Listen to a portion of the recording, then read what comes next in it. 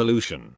The presence or introduction into the environment of a substance that has harmful or poisonous effects on the environment, and even us. Pollution comes in a variety of different ways. It may come in the water, in the land, or even in the air.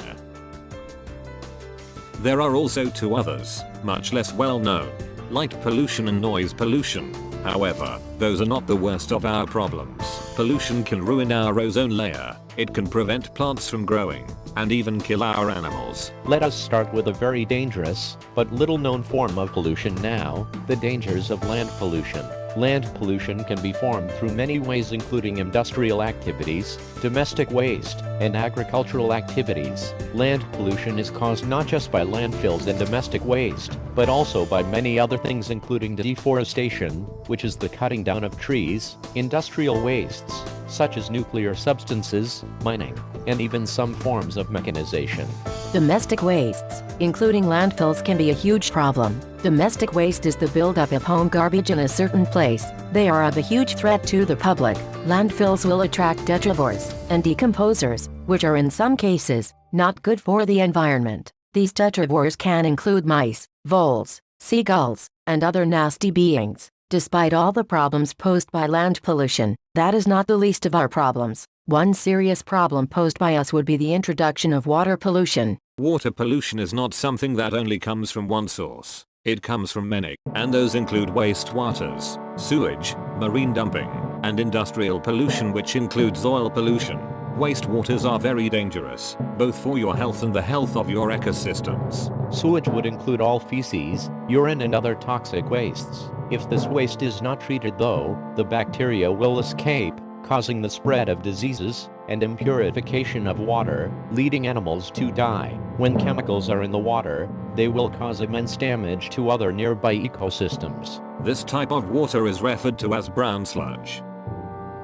On the other hand, there is also a huge issue called coastal or marine dumping.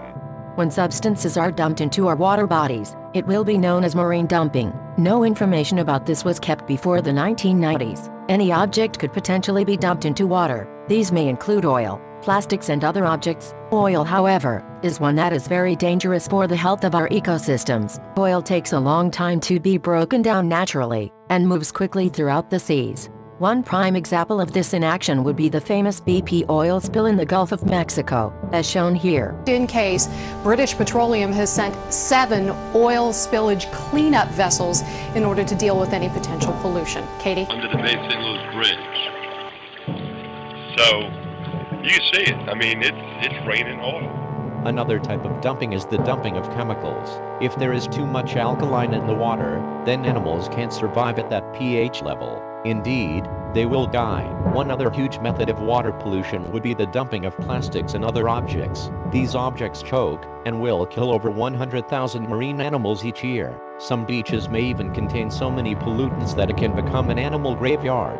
However, aside from the beaches, there is one place where this is definitely present, in the Pacific trash vortexes. Each one of the two is almost twice as big as Texas, and is only growing larger. These two garbage patches are connected by a string of trash, called a 6,000-mile-long convergence zone. There are vortexes in every major sea or ocean.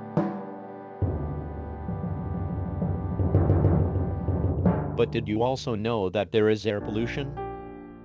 Air becomes polluted when noxious gases or black carbon particulates are released into the air. There are 3 main gases that cause air pollution. These are sulfur dioxide, carbon monoxide, and nitrogen oxides.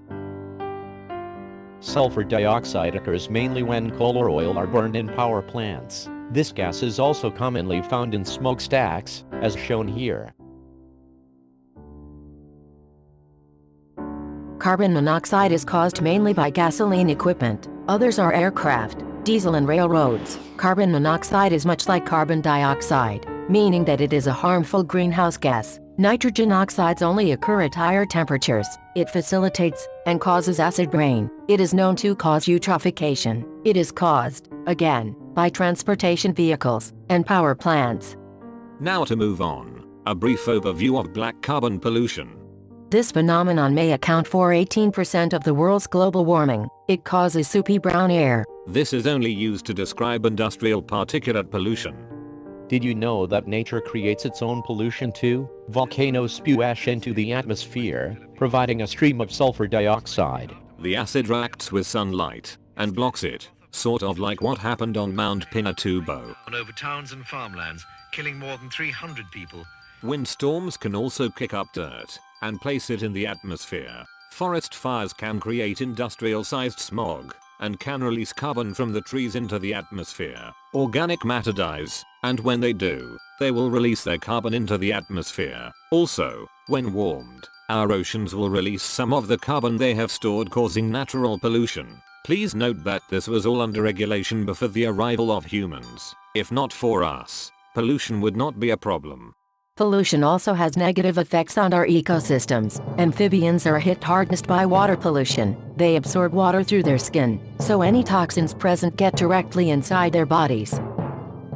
Insects will no longer be able to glide on water, due to the amount of pollution in the form of debris, or oils, in a land ecosystem. When chemicals seep into the ground, plants may be tainted, and will not be able to perform core functions. It's about time that you face the facts. We must do something about pollution.